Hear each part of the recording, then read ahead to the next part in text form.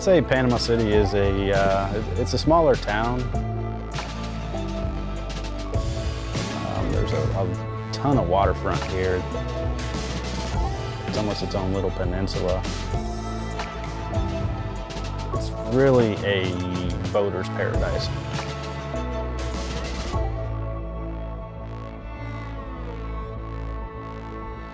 Being from Florida, we have hurricanes on the regular. Even hearing a storm, coming on TV is not a big deal to us. It's typical to stay.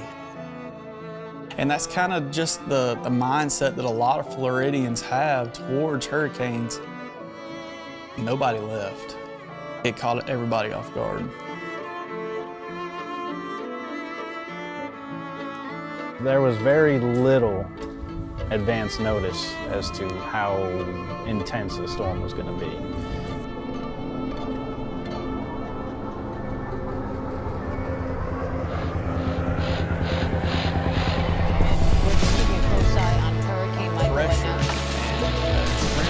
That's where that wind gust to 70.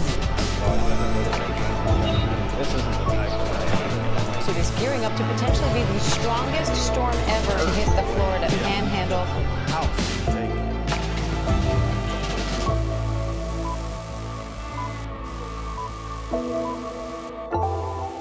It's 10 o'clock. Good evening. You couldn't see a tree standing upright outside of any window of the house. It was incredible, the devastation. I was wondering, is this house going to protect us? And then you start thinking of an evacuation plan. What do you do if the house starts coming apart? There's no good answer to that, unfortunately. It's kind of a defeating feeling at that point. Just crazy thoughts that are going through your head that ultimately you have no control over, which is hard to process.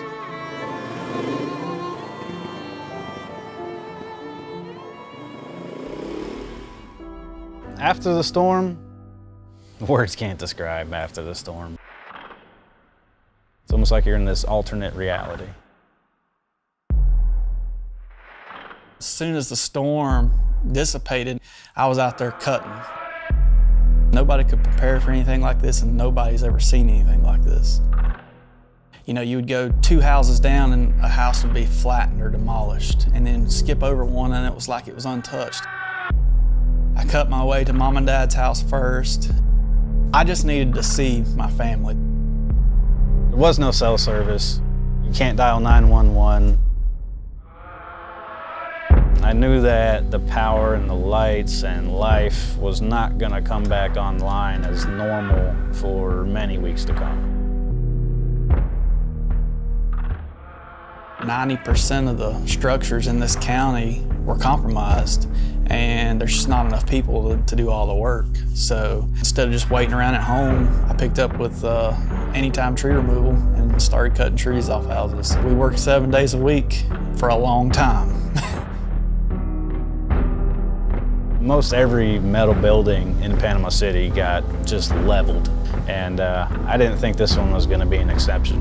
As soon as I got down the street to where I could see the facility, I saw that it was still standing. I'm not the type of person to jump up and down and scream out loud, but I was jumping up and down and screaming out loud.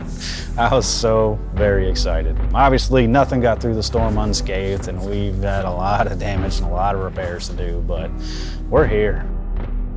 After my family had left, I turned my attention towards my other family, which is the guys here.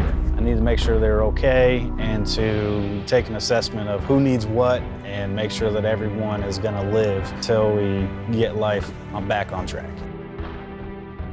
I've always worked outside. I've run chainsaws. I've run heavy equipment my whole life, so I felt like it was needed for me to put that to use.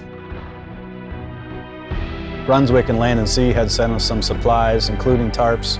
We would take those tarps out to the homes, and 4 or 5 of us at a time, we'd just go from one house to the next house to the next house and put the tarps on there, and at least get your homes from experiencing any continued degradation or damage.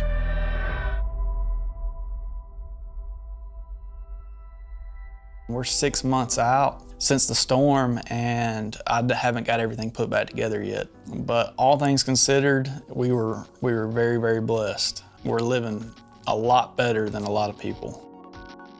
When there's literally nothing available and no one to reach out to, I consider myself very fortunate to have been in a position to offer help.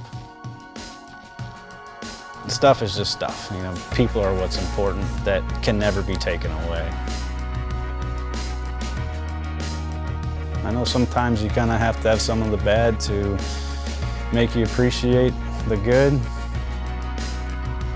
Stuff like this, you know, humbles us. It knocks us to our knees, and that's part of life, you know, and you just got to get through it the best way you can, lean on your friends and family, and you'll get through it. I think the attitude of the community is very positive. Most people consider themselves a survivor now, and they're looking to help out anyone any way they can. The immediate future is going to be more of the same. It's going to be roll your sleeves up and go to work and rebuild. I think for the next probably 5 to 10 years it's going to be that way. I feel that the community's stronger due to the efforts of having to pull together. You know, all the things that you need to get by are in place. We're not letting the storm dictate, you know, how we move going forward.